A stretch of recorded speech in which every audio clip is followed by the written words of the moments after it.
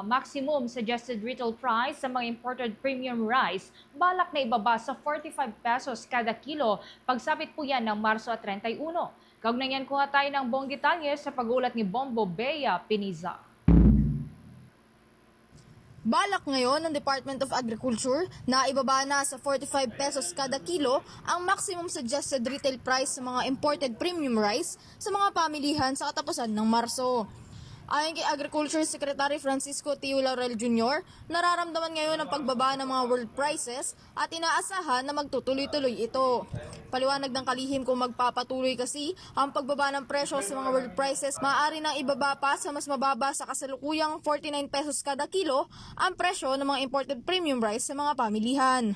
Well, bumababa pa world price, at saka lumakas din ang peso. Kanina is 57.84 nakita ko, no? Kung dati kino-compute namin 59, ngayon pwede mo na-compute ng 58. So baka ang plano namin, kung tuloy-tuloy itong trend na to, by March 31, baka ibaba natin to 45 pesos ang MSRP of imported rice na 5% broken.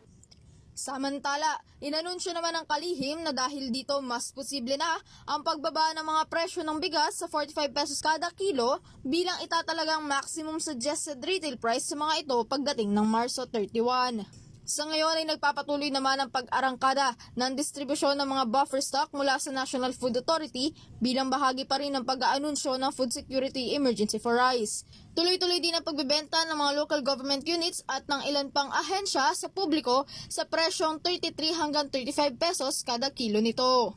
Para sa Bombo Network News, Bombo Bea Piniza nag-uulat para sa #1 and most trusted radio network in the country, Bombo Radio Philippines. Basta Radio, Bombo!